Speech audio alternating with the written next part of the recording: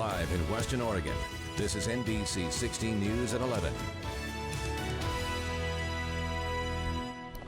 The family of an American scientist who was found dead in Greece received more devastating news today. Good evening and thanks for joining us on NBC 16 News at 11. I'm Alexis Thrower. Alan Matthews is off. Police now say they now believe 59-year-old Suzanne Eaton was the victim of a violent homicide. NBC's Miguel Almaguer has new details on a growing mystery. The body was discovered 100 yards from the closest road, inside this abandoned World War II bunker on the island of Crete. A coroner in Greece now announcing American Suzanne Eaton died as a result of a criminal act. Multiple media outlets reporting the scientist was apparently suffocated. Devastating news for family and friends. She really was an incredibly exceptional scientist and human being who was so well loved by so many people. A respected molecular biologist living in Germany. Eaton was in Greece for a conference when she disappeared. Her family thought she went for a jog when her body was first recovered inside this network of old Nazi tunnels on the picturesque island. But now, a much more sinister ending.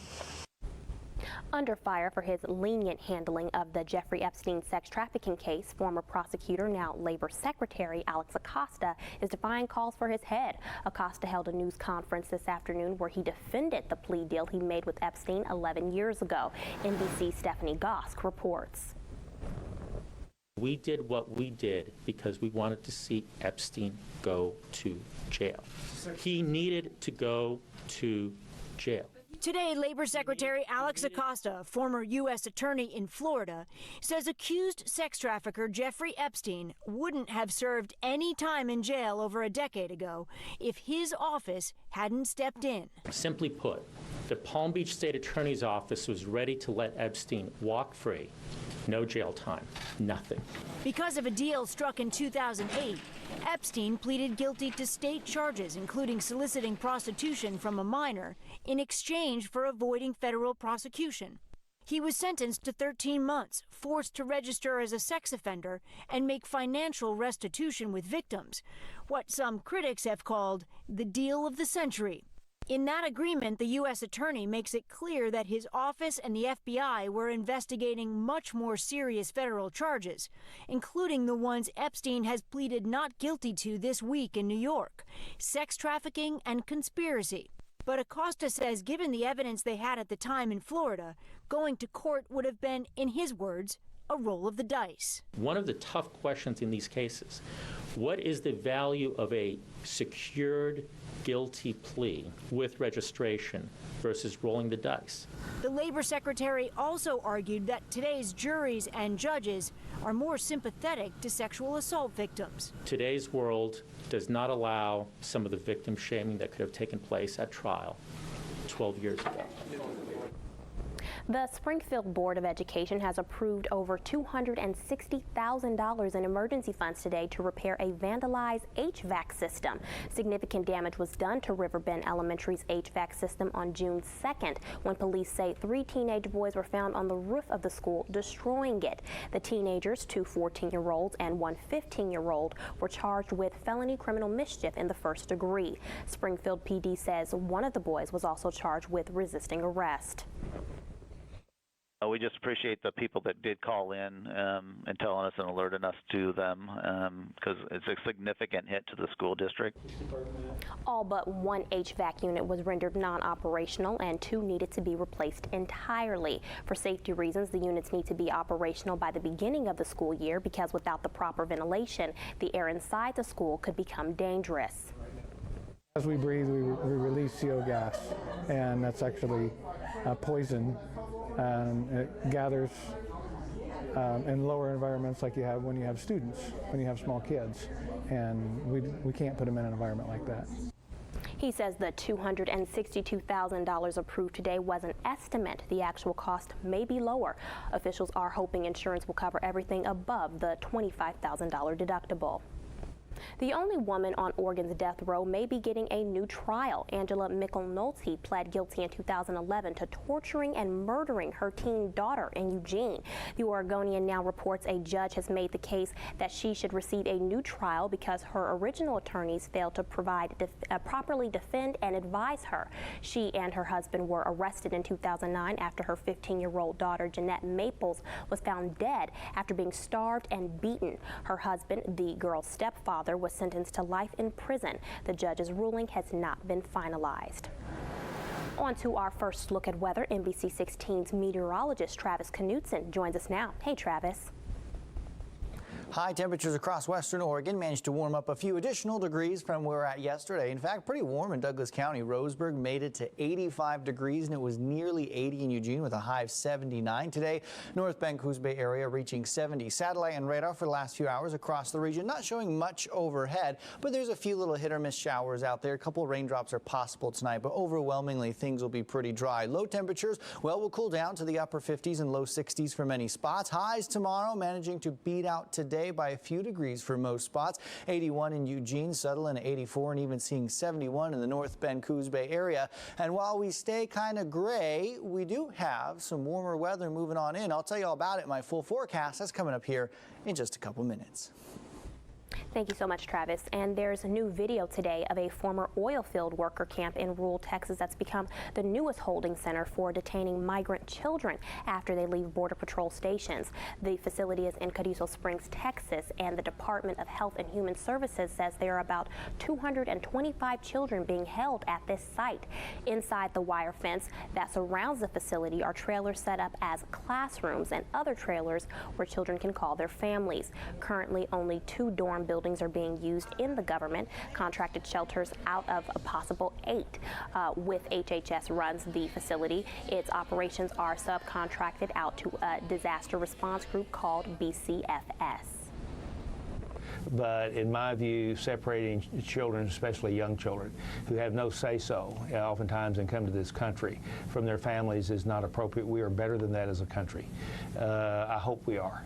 And no matter what the intent was, I very much thought that was ill-conceived for several reasons. One, it accomplished nothing other than spend a lot of money and caused everybody to get mad at one another across this country. And it dumped on HHS because they weren't equipped nor prepared to receive 2,500 children into their care. They've always cared for unaccompanied minors, and when all of a sudden they had separated children, that's not fair to HHS and their workers who tried hard to do the right thing. The Carrizo Springs facility has been open since June 30th and could potentially hold as many as 1,300 unaccompanied minors. Oregon Senator Jeff Merkley is releasing a book next month about the treatment of refugees at the southern border. It's called America is Better Than This. Merkley made national headlines last year when he went to Texas and live streamed his attempts to get into a migrant facility. He has become a prominent critic of the president's immigration policies and introduced the Shut Down Child Prison Camps Act. We spoke with Senator Merkley this morning on the reason behind the book. I decided after I was contacted by a publisher who said that this is a story that you should share with America, the treatment or mistreatment of children at the border. And of course I feel very passionately about this. I believe in Lady Liberty and holding up a torch to the world and saying this is a place you'll be treated, if you're fleeing persecution, you'll be treated with respect and dignity.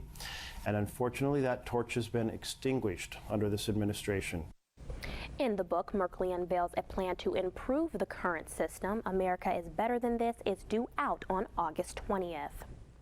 The British ambassador to the U.S. that President Trump called stupid and wacky has resigned. Ambassador Kim Derrick quit today following the leaking of memos in which he branded the president's administration inept. Derrick has served in other U.K. government roles, including ambassador to the European Union and national security advisor. The front-runner to be the next British Prime Minister, Boris Johnson, today called Derrick a superb diplomat. He refused to back Derrick during a debate yesterday, but Johnson now says he condemns the leak of internal diplomatic messages known as diptails that led to his resignation.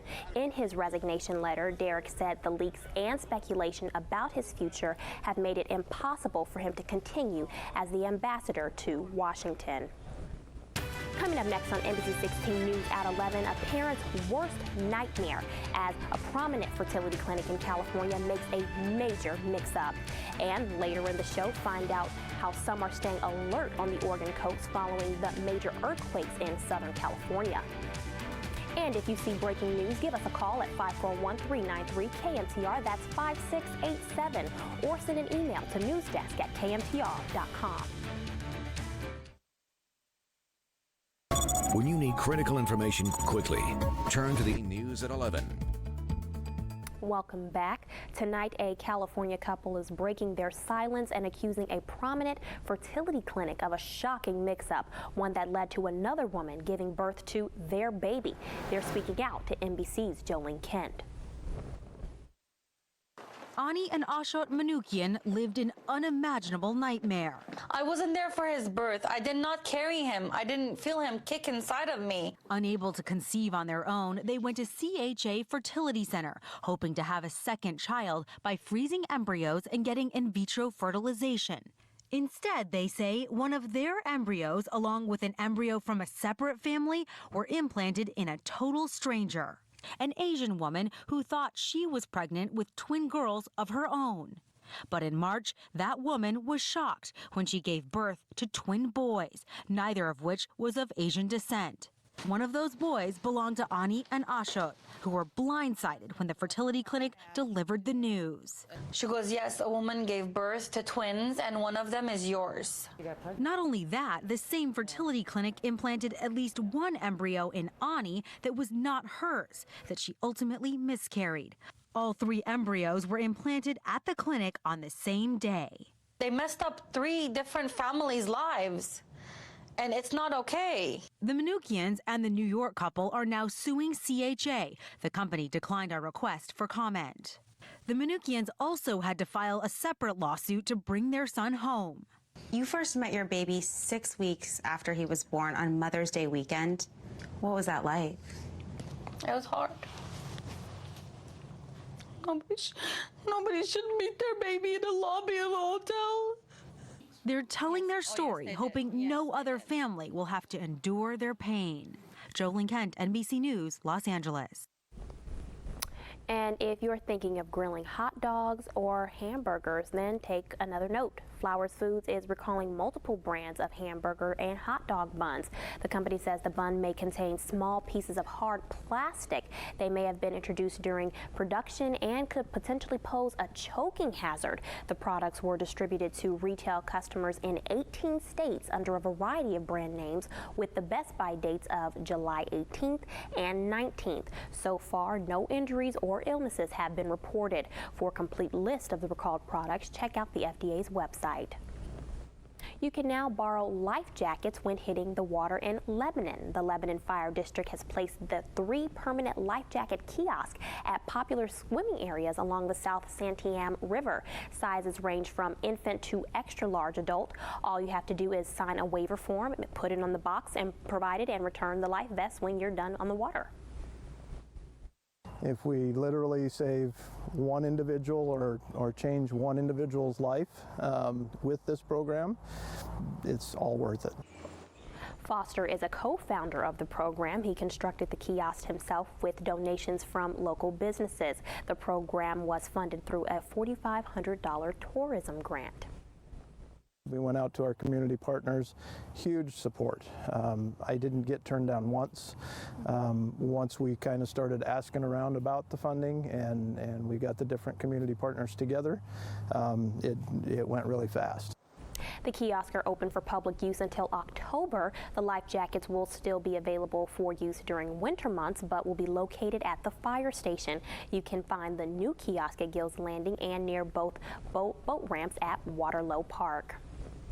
Turning to weather now, NBC 16's meteorologist Travis Knudsen is standing by for a look at what's coming up in your full forecast. Hey, Travis. More cloud cover on the way for Thursday, but we should stay dry with some sunshine in the afternoon and warming up a few degrees, and those upward temperatures keep climbing. I'll give you a look ahead coming up next.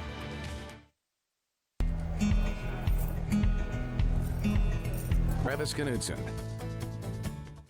Some clouds across the region today brought with it a couple raindrops for a few locations, primarily at the higher elevations, but in general, it was very, very quiet, though not perfectly sunny overhead. Temperatures a few degrees warmer than where we're at yesterday, and tomorrow's temperatures a few degrees warmer than where we were today. But here's a look at that satellite and radar loop for the last couple of hours, seeing a few clouds out across the Pacific Ocean, a little bit of rain in them. There could be a couple raindrops as we head through the overnight hours tonight, but not too many. But we do stay a bit on the cloudy side, and the reason why is we have this high pressure center down across Southern California and a storm system up in the Gulf of Alaska, and the air moving between these two storm systems has set up a southwesterly airflow across the Pacific Northwest with warm air to the south and cool air to the north. And Oregon is kind of riding that line between the cool air and the warmer air, so we will see clouds to sustain in our area, though we'll be far enough away from the cooler, stormier weather to where we don't really have any rain on the way, though the clouds do stay overhead for us. But here's a look at what's to come overnight tonight into tomorrow morning. The cloud cover remains for us. This is at 5 o'clock for our Thursday. Maybe a couple rain showers up across the higher elevations, but the Willamette Valley, the Umpqua Valley, even the coast, very, very dry throughout our Thursday. Look at the model forecast by 4 o'clock on Thursday. Still dry overhead, a few clouds here and there, but nothing overwhelming in terms of the moisture. Just a couple little raindrops for those higher elevations. So here's how things will look in the sky as we head through the night. The clouds do remain with us. 7 a.m. tomorrow morning, temperatures in Eugene around 63 degrees. We will see some of those clouds start to break apart, clearing out a little bit by the afternoon hours. Come noon, mid-70s on the way with some sunshine overhead. We'll never lose the clouds entirely, but it still should be a pretty pleasant day for many spots. Here's a look at those highs across the Willamette Valley. Upper 70s, lower 80s to be expected. Florence at about 64 degrees. 7-day forecast here for the Eugene-Springfield area. We will stay in the 80s aside from Monday. Sunshine will be had, but each and every day we stand the opportunity to see some morning clouds across the region. A westerly wind, sometimes southwesterly wind, does help to keep things a bit warmer on the coast with some upper 60s and lower 70s there. That's actually above average for this time of year. Average high 64 degrees. Instead, every single day on this forecast is in the 70s. Now, those in Douglas County will see some mid-80s once again for today. Sutherland at 83 degrees, Drain right around 82, Glide and Myrtle Creek reaching 81. Overall, pretty nice Thursday. Mostly cloudy skies in the morning, partly cloudy skies for the afternoon. A little bit more sunshine is possible on Friday with mid-80s there. But again, every single morning we'll wake up to some gray overcast conditions with the clouds clearing out for the afternoon hours and sunshine making more of an appearance. And as far as our temperatures are concerned, we'll be right at or slightly above average for this time of year. Still too close to any of that cool air off to the north to warm up dramatically, but temperatures spot on for what's considered average for the middle of July. Thank you so much, Travis. And President Donald Trump declared an emergency in California after two damaging earthquakes hit the southern portion of the state. Trump also approved the state for federal assistance with earthquake response. White House officials say the Federal Emergency Management Agency will coordinate all disaster relief efforts and provide resources as necessary in the Kern and San Bernardino counties. Governor Gavin Newsom requested the presidential emergency declaration after the 7.1 quake on July 5th. The U.S. Geological Survey says related aftershocks are still expected for this area this week. The earthquakes in Southern California last week may have had many on the Oregon coast also taking note. Local experts are talking about how an aftershock can be larger than the original quake and how that relates to the big one that is often talked about here in Oregon. When we think of tsunamis, for instance, usually you automatically think, okay, first wave is going to always be the biggest, and that doesn't always happen that way. While not directly related to those two California quakes and the hundreds of aftershocks that have taken place since then, but it's also something that just because the one big one happens doesn't mean that you can't have a follow-up that's even larger. Metzger recommends you prepare for a Cascadia subduction zone earthquake with enough food to last a few weeks. And we'll be joined with Hayden Herrera in sports right after the break. So Kim, you going for a big Drive Safe and Save discount? Sports Desk is brought to you by Three Rivers Casino Resort. The queen of triple doubles was among other sports royalty tonight in Los Angeles. Oregon's Sabrina Ionescu invited to the 2019 ESPY Awards, honoring the best of the best in the world of sports. Sabrina nominated for not one but 2 ESPY Awards Wednesday. She was nominated for Best College Athlete. That award ended up going to Zion Williamson of Duke basketball. She was also nominated for Best Record-Breaking Performance for becoming the all-time leader in triple doubles. She would not take home that award either. Instead, the winner, there he is, New Orleans Saints quarterback Drew Brees, for becoming the NFL all-time passing leader. Rare to see Sabrina go 0 for 2 on the court, but she still had a great time playing Pop-A-Shot with ESPN's Laura Rutledge. Sabrina, what you really want to win, right, is Pop-A-Shot champion? Yes, that's what I ultimately want to win. Oh, come on, Sabrina. The backboard is not ideal here. 4, 5. I think that was 10. Was that 10? Okay. 2. Okay, 1. All right, hit the backboard, please, or something. All right, there we go. 0. Sabrina, I think I'm embarrassed, and I think you won. I think I did too. How does it feel to be the Pop-A-Shot champ? I was a little nervous, but happy to see that you didn't make a single basket. Love it. Ionescu will be playing in the 3-on-3 Pan Am Games with Ruthie Hebard, repping Team USA in Peru on July 27th. On Sunday, the Portland Timbers handed NYCFC their first home loss of the season. Tonight, the Timbers in the quarterfinals of the U.S. Open Cup, facing another team, LAFC, that's also unbeaten at home. This match scoreless until the 80th minute. Brian Fernandez at the edge of the box. Ball is booted by an LAFC defender right to Jeremy Obobase, who is not offsides. He goes far post and it's in. A huge goal because it's a game-winning goal. Timbers win 1-0, winning without their head coach Gio Savarese, who did not coach tonight due to an illness with his father in Italy. Portland advances to the semifinals of the U.S. Open Cup, where they will face Minnesota United on August 7th. The host of that match will be determined tomorrow. Let's go back to Vegas. The NBA Summer League continues with Pro Ducks. Lewis King playing for Detroit. And check out this slam. King had 4 points. His Pistons win over the Sixers. Another former Duck, Cavell Bigby Williams, playing for the New Orleans Pelicans. First quarter, the kid from London says, "Thanks for the dunk, mate." Bigby Williams with 13 points off the bench. Pelicans win big against the Cavs. More Summer League action Thursday. The Blazers play the Thunder at 5 p.m. Former Duck Chris Boucher also in action for the Raptors against the Pacers. Finally tonight, rough day at the office for the Emeralds. They had a 5-4 lead in the bottom of the ninth, but the Salem Kaiser Volcanoes score 2 and walk it off for the 6-5 victory. These two teams back at it Thursday at 6:35 p.m. It feels like the Emeralds haven't been here in a while. I know they were here last weekend, but it was brief. We need them back here. I need some content. When I saw them playing the basketball game, I always try to play it when I'm at the fair, and I always do a terrible job myself. Dave and Buster's. I try, but I fail too. Thanks so much, Aiden. And coming up next on NBC 16 News at 11, big news from the Oregon Zoo today as one of its famous elephants is expecting.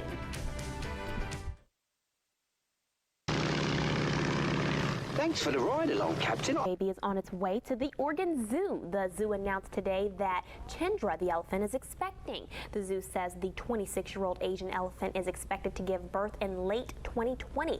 Chendra is currently being housed separately as she's being tested for tuberculosis. The zoo has treated the disease successfully in 3 other elephants, and as long as treatment goes well, she'll be back with the herd for the remainder of her 22-month pregnancy. It's a long gestation period. That is very, very long. But it's a big animal. It's got to grow. Big animal. It makes sense, right? True, yeah. Well, thank you for watching NBC 16 News at 11. The Tonight Show starring Jimmy Fallon is next.